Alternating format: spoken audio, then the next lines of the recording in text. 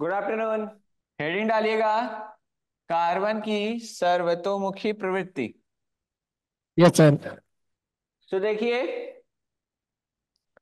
Last class में बताया गया था कि कार्बन की संयोजकता 4 होती है। उसके बाहरी कक्ष में 4 इलेक्ट्रॉन होते हैं और वो एकल आबंध, द्वि आबंध या त्रि बना सकता है। बताया गया था कि नहीं? Yes sir. सो कार्बन के बाहरी कक्ष में 4 इलेक्ट्रॉन और कार्बन का परमाणु क्रमांक 6 और इसकी परमाणु त्रिज्या कम होती है, इसलिए कार्बन में लंबी श्रृंखला बनाने का भी गुण होता है। ये भी बताया गया था कि कार्बन क्यों लंबी श्रृंखलाएं बनाता है और क्यों सिलिकॉन नहीं बनाता है। बताया गया था ये बात। देखिए, ऐसा कहा गया था कि जो कार्बन होता है और सिलिकॉन, कार्बन का इलेक्ट्रॉनिक विन्यास 2 4 और इसका 2 8 4, यही तो होता है। कार्बन में 2 कक्ष होते हैं, सिलिकॉन में 3 होते हैं। यानी सिलिकॉन की परमाणु त्रिज्या ज्यादा है, सिलिकॉन बल्की होता है। सिलिकॉन जब बल्की होता है तो लंबी श्रृंखलाएं होल्ड नहीं कर सकता है, और कार्बन लंबी श्रृंखलाएं होल्ड कर सकता है, पकड़ के रख सकता है। यानी अगर कार्बन कार्बन कार्बन कार्बन ऐसे कितनी भी श्रृंखलाएं चढ़ाते हो आप, और आप सिलिकॉन के साथ लंबी श्रृंखलाएं बनाओगे, तो ऐसा होगा कि सिलिकॉन के जो एटम मॉल वो न्यूक्लियस है और उसके साथ साथ सिलिकॉन का जो एटॉमिक रेडियस है वो इतना हैवी होता है कि उसके आसपास कोई ज्यादा एटम, अदर मॉलिक्यूल्स या अदर एटम्स या अदर एलिमेंट टिकते नहीं है। इसलिए ये बड़ी बड़ी श्रृंखलाएं क्या करता है, नहीं बना सकता है। लेकिन एक कार्बन क्या होता है, कार्बन बड़ी श्रृंखलाएं बना सकता है। ये बात बताई गई थी कि नहीं? बताई गई थी। और इसका रीजन यही होता है क्योंकि सिलिकॉन का परमाणु त्रिज्या और परमाणु भार बहुत ज्यादा होता है कार्बन की अपेक्षा, इसलिए सिलिकॉन लंबी श्रृंखलाएं नहीं बना सकता है। तो कार्बन की सर्वतोमुखी प्रवृत्ति में क्या है कि कार्बन की संयोजकता 4 होती है, चतुसंयोजकता। और दूसरा है श्रृंखलन की प्रवृत्ति। श्रृंखलन की प्रवृत्ति मतलब लंबी लंबी श्रृंखलाएं बनाना। ठीक है, ये दोनों प्रवृत्ति इसमें होती है। इसलिए कार्बन के सर्वतोमुखी प्रवृत्ति का मतलब हो गया कि कार्बन के जो हर जगह विद्यमान होने का या ऑर्गेनिक कंपाउंड के विद्यमान होने का रीजन क्या है, हर जगह वो क्यों है। क्योंकि कार्बन के पास 2 गुण है। पहला गुण हो गया चतुसंयोजकता, दूसरा गुण हो गया श्रृंखलन की प्रवृत्ति। चतुसंयोजकता की वजह से वह कई एलिमेंट या कई तत्वों के साथ सहसंयोजी आबंध बना करके नए नए यौगिक बना सकता है। और श्रृंखलन की प्रवृत्ति के साथ वो लंबी लंबी चेन बनाता है, और जब लंबी लंबी चेन बनाएगा तो एक और ऐड करेंगे तो नया यौगिक बन जाएगा। तो यानी नए यौगिक बनाने की जो प्रवृत्ति है कार्बन में सबसे अधिक होती है, रेदर देन और एलिमेंट के।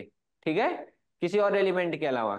इसलिए कार्बन की स्रोतोमुखी प्रवृत्ति के क्या रीजन हो गए, चतुसंयोजकता और श्रृंखलन की प्रवृत्ति। ठीक है, तो चलिए, समझ में आ गया सबको ये चीज? Yes sir. तो लिखिए, हेडिंग डालिए, कार्बन की सर्वतोमुखी प्रवृत्ति। और इसमें लिखिए, 4 संयोजकता का मतलब क्या हो गया, इसके बाहरी कक्ष के 4 इलेक्ट्रॉन बॉन्ड बनाने के लिए क्या होंगे, अवेलेबल होंगे। ऑक्सीजन की संयोजकता 2 होती है, 6 इलेक्ट्रॉन बाहरी कक्ष होते हैं, लेकिन केवल 2 इलेक्ट्रॉन अवेलेबल होंगे बॉन्ड बनाने के लिए। सबको पता है ना बात? तो देखिए, चतुर संयोजकता मतलब कार्बन की संयोजकता 4 होती है, अर्थात इसके बाहरी कक्ष के 4 इलेक्ट्रॉन बॉन्ड बनाने के लिए अवेलेबल होते हैं, उपस्थित होते हैं। लिख लिया आप लोग? आगे देखिए, एक फिगर बनाना है, लेकिन पहले देख लीजिए। ये न्यूक्लियस है इसका, ये बाहरी कक्ष, आंतरिक कक्ष के 2 इलेक्ट्रॉन और ये बाहरी कक्ष के 4 इलेक्ट्रॉन, 1 2 3 4। ये ग्रीन ग्रीन जो है दिख रहे होंगे आपको, दिख रहे हैं 4 इलेक्ट्रॉन। ये क्या है, ये बता रहे हैं कि ये अवेलेबल है। ठीक है, और रेड वाले अवेलेबल नहीं है। तो 4 इलेक्ट्रॉन अवेलेबल है, चारों बॉन्ड बना सकते हैं। यानी कार्बन की संयोजकता कितनी होगी, 4 होगी। ठीक है, ये कार्बन, और यहाँ पे लिखिएगा संयोजकता 4। ठीक है, फिर उसके नीचे अगला पॉइंट करके लिखिएगा इसी में, क्योंकि कार्बन की संयोजकता 4 होती है, क्योंकि कार्बन चतुसंयोजक तत्व है। यह है नाइट्रोजन, ऑक्सीजन, क्लोरीन, फ्लोरीन, अन्य सभी तत्वों से इलेक्ट्रॉन की साझेदारी करके प्रबल और अस्थायी यौगिक बनाता है। क्लोरीन फ्लोरीन अन्य सभी तत्वों से इलेक्ट्रॉन की साझेदारी करके प्रबल एवं अस्थायी यौगिक बनाता है, इसीलिए कार्बन के यौगिक सर्वाधिक हैं। अगला दूसरा गुण है इसका, दूसरी हेडिंग या बी हेडिंग थी जो उसमें उसमें था श्रृंखलन की प्रवृत्ति। लिखिएगा, जैसे जैसे मैं लिखता जा रहा हूं लिखते जाइए। अगले पन्ने पे बना लीजिए, इस तरह से बना लीजिए, हर एक चीज नया यौगिक बनाएगा। ठीक है, ये श्रृंखलाएं हैं जो कि बन सकती हैं, पॉसिबल हैं, बना लीजिए इसको इस तरह से। अगला देखिए, नोट करके लिखिएगा, एक कहानी है इसी कार्बनिक यौगिक की। क्या हुआ कि कार्बनिक यौगिक जो थे, जब उनको प्राप्त किया गया, जैसे फैट्स हो गए, कार्बोहाइड्रेट्स हो गए, और भी नॉर्मल जो यौगिक कार्बन के प्राप्त किए गए प्रकृति में, मीथेन गैस है या ये सब चीजें, तो इन सब के बारे में ये माना गया कि जो कार्बनिक यौगिक हैं वो, उनको बनाने के लिए जैव शक्ति की आवश्यकता है। ठीक है, जैव शक्ति का मतलब यह है कि कार्बनिक यौगिकों को प्रयोगशाला में नहीं बनाया जा सकता, बल्कि कार्बनिक यौगिकों को सजीव पदार्थों से प्राप्त किया जाता है। ठीक है, ये कॉन्सेप्ट था जो कि दिया था जे जे वर्जीलियस ने। किसने दिया था, बर्जीलियस ने। तो बर्जीलियस ने यह कहा था कि जो कार्बनिक यौगिक होते हैं, हम उन्हें प्रयोगशाला में नहीं प्राप्त कर सकते हैं, बल्कि उन्हें सजीवों से प्राप्त किया जाता है। ठीक है, तो जो सजीव पदार्थ होते हैं उन्हीं से वो कार्बनिक यौगिक प्राप्त किए जा सकते हैं। तो इसी सिद्धांत को कहते हैं जैव शक्ति का सिद्धांत। क्या कहते हैं, जैव शक्ति का सिद्धांत। किसने दिया था, किसने दिया, जे जे बर्जीलियस ने दिया जैव शक्ति का सिद्धांत। इन्होंने कहा कि जो कार्बनिक यौगिक होते हैं उन्हें हम सजीव पदार्थों से प्राप्त कर सकते हैं, यानी मनुष्यों से, जानवरों से या इस तरह के किसी सजीव पदार्थों से प्राप्त कर सकते हैं।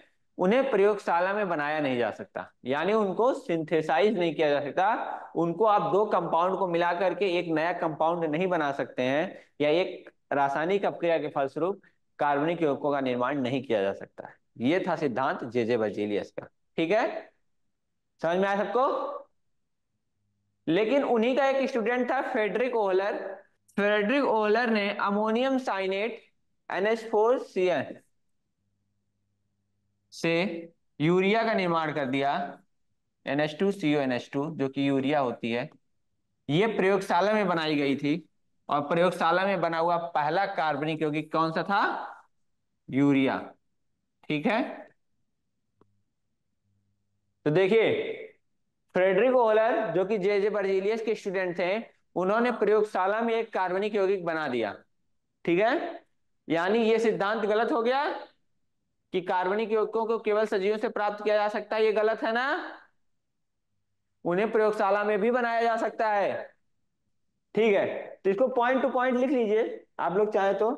चलिए लिखिए, लिखिए नोट में पहला पॉइंट, प्रारंभ में कार्बनिक यौगिकों के बारे में यह धारणा थी कि उन्हें प्रयोगशाला में बनाया नहीं जा सकता, केवल सजीवों से प्राप्त किया जा सकता है। इस सिद्धांत को जैव शक्ति का सिद्धांत कहते हैं, जिसे जे जे बर्जीलियस ने दिया था। ठीक है, लिखिए अगला पॉइंट, दूसरा पॉइंट उसी में नोट में, दूसरा पॉइंट।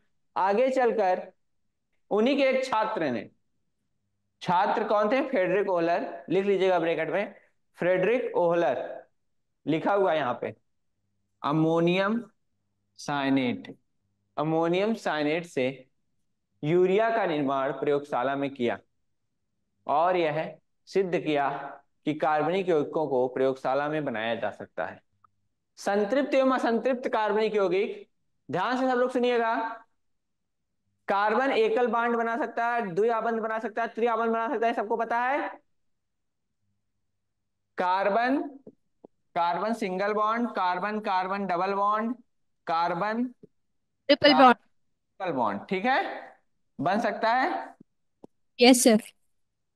अब ध्यान से देखिए, अगर कार्बन कार्बन सिंगल बॉन्ड है और कार्बन कार्बन डबल बॉन्ड है और कार्बन कार्बन ट्रिपल बॉन्ड है। ट्रिपल बॉन्ड है, ठीक है, अब बताइए कहां पे यौगिक के आगे ना बनने की गुंजाइश रह जाती है? मतलब अब उससे कम नहीं हो सकता कुछ, सिंगल बॉन्ड से कम कुछ हो सकता है क्या?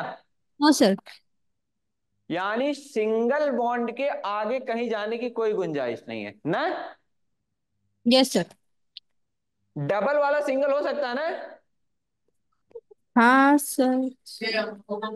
डबल वाला सिंगल हो सकता है, ट्रिपल वाला डबल हो सकता है, ट्रिपल वाला डबल के बाद सिंगल भी हो सकता है कि नहीं हो सकता है? Yes sir. लेकिन यहाँ सिंगल वाला अगर हट गया तो यौगिक खत्म, यस सर। बॉन्ड टूट गया, खत्म। लेकिन यहाँ क्या हुआ, बॉन्ड क्या हो रहा है, धीरे धीरे कम हो रहे हैं, सिंगल हो रहे हैं, डबल हो रहे हैं, सिंगल हो रहे हैं, इस तरह से हो रहे हैं। यानी ये सब असंतृप्त हैं। असंतृप्त का मतलब होता है अनसैचुरेटेड, और संतृप्त का मतलब होता है सैचुरेटेड। मतलब ये जो चीज है ना, ये इससे कम नहीं हो सकता, ये सैचुरेटेड है। मतलब यहां कोई अब गुंजाइश नहीं बचती है, और इन चीजों में अभी गुंजाइश बची हुई है कि ये अपने बॉन्ड को और भी ज्यादा कम कर सकते हैं, ठीक है। इन्हें असंतृप्त कहते हैं। समझ में आया आपको कि नहीं समझ में आया? यस सर, आ गया। संतृप्त, डबल और ट्रिपल है असंतृप्त, ठीक है। असंतृप्त का मतलब ये डबल से सिंगल हो सकते हैं, ये ट्रिपल से डबल हो सकते हैं, और डबल से फिर सिंगल हो सकते हैं। कौन ज्यादा असंतृप्त होगा? ट्रिपल वाला, क्योंकि इस वाला, तो, उसमें दूसरा बनेगा, फिर दूसरे का एक और बन जाएगा। और ये कम असंतृप्त है और ये संतृप्त है, ठीक है, ये चीज समझ गए सब लोग? Yes sir. तो एकल आबंध क्या होता है, संतृप्त या असंतृप्त? तृप्त। संतृप्त। और त्रिआबंध क्या होता है, असंतृप्त होता है, ये समझ गए सब लोग? Yes sir. चलिए, thank you sir. Welcome welcome.